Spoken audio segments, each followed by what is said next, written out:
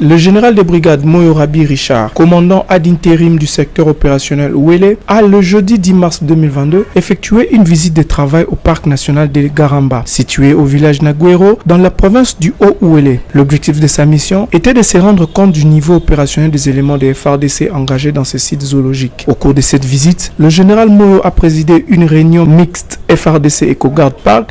Le chef de la coordination de la lutte anti-braconnage, le major conservateur de la nature Pascal, a exposé sur la situation géographique et a présenté quelques menaces dont fait face ces patrimoines touristiques. Dans la foulée, le commandant ad intérim du secteur opérationnel Ouélé a félicité les éco-gardes pour le travail abattu dans la conservation de la nature. Pour sa part, M. Ben, sujet américain et conseiller de lutte anti-braconnage, a apprécié à sa juste valeur la réunion présidée par le commandant ad intérim du secteur opérationnel Ouélé. Sous la conduite du major conservateur de la nature Pascal, le général Moyo et sa délégation ont visité les centres des opérations et les centres de dressage canine du parc où l'assistance a été contrainte à suivre quelques démonstrations de détection d'explosifs exécutées par le chien berger allemand.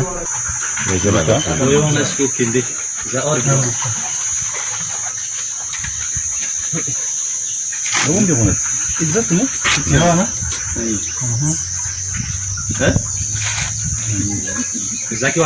Oui.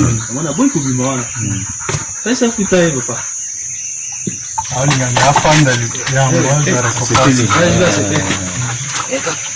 Le commandant ad intérim du secteur opérationnel Ouélé a saisi cette opportunité pour tenir une causerie morale à l'intention de la compagnie défense. Il a appelé ses militaires à l'observation stricte de la discipline militaire et à bien sécuriser les aires protégées. Juste après, le général Moyo et sa suite se sont rendus dans la profondeur du parc de Garamba où ils ont parcouru les différents postes de garde, question de palper du doigt les réalités du terrain. Au terme de cette randonnée, le lieutenant-colonel Boulissina Chalubungu Raphaël, coordonnateur des opérations mixtes FARDC Eco-Garde Park, s'est exprimé en ces termes. C'est vrai que c'est depuis très longtemps que les opérations mixtes ont déjà commencé.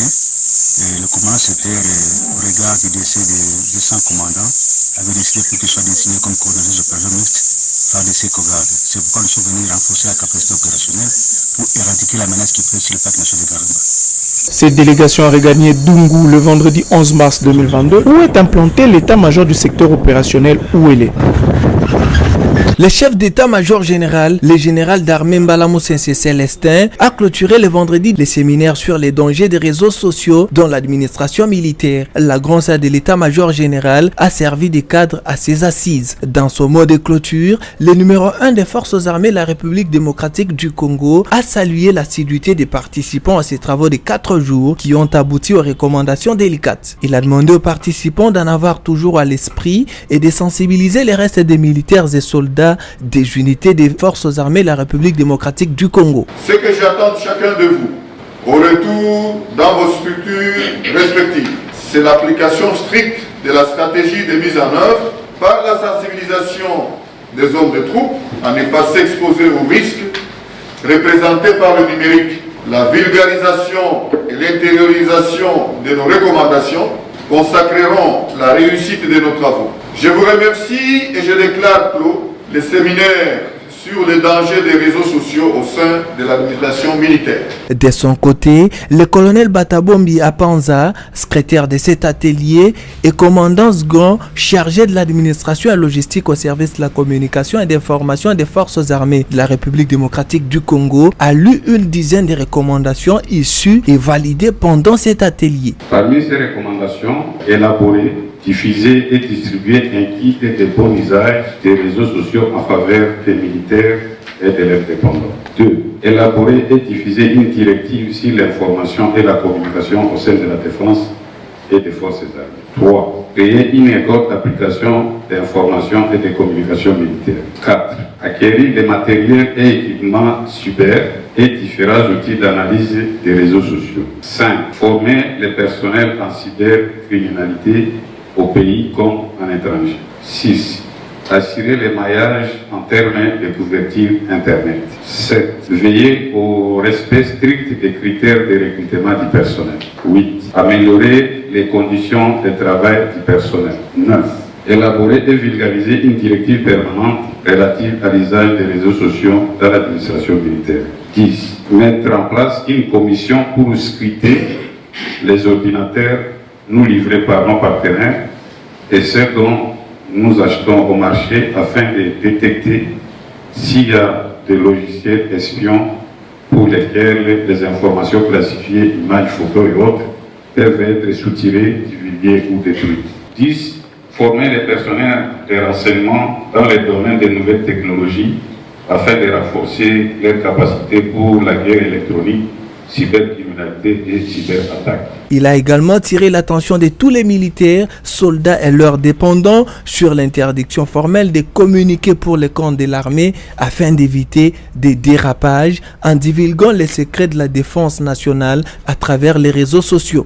Le colonel Batabombi a rappelé que l'information et la communication sur et pour l'armée sont l'apanage des services de l'information et communication des forces armées de la République démocratique du Congo, SIFA. Au sortir de ces assises, les participants se sont félicités des résultats obtenus pour la régulation de ces secteurs incontournables.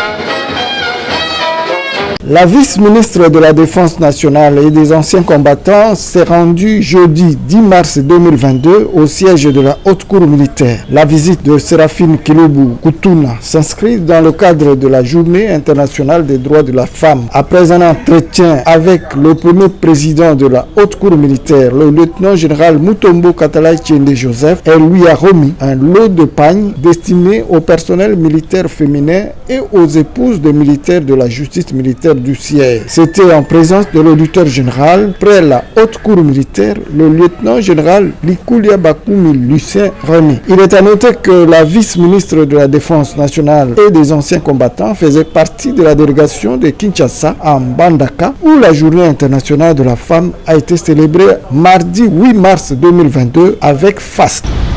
On a yé okutana bino amapinga na biso pote na kanisaki en tant que maman pour se présaper ba maman basi na bino yango la tamboli mwa bisiko na pona pour l'échantillon. Le même jeudi, une délégation de l'Union européenne a eu la réunion de travail avec une équipe conduite par le général-major Kassongo Kilule 6 à la Haute Cour militaire. Pour Madame Maïs, chargée des projets au sein des forces de défense et de sécurité pour le renforcement de l'opérateur public français, la rencontre s'inscrit dans le cadre d'un nouveau programme financé par l'Union européenne.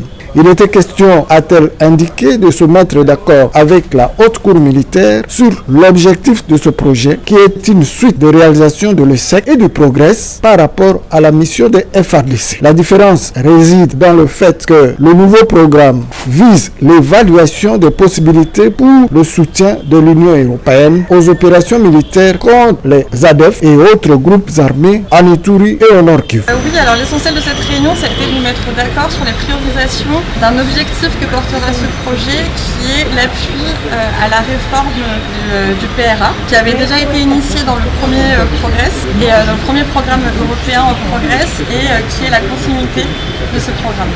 Ce programme est vraiment dans la continuité de Progress mais en adoptant une nouvelle approche qui nous permettra d'être aussi plus flexible.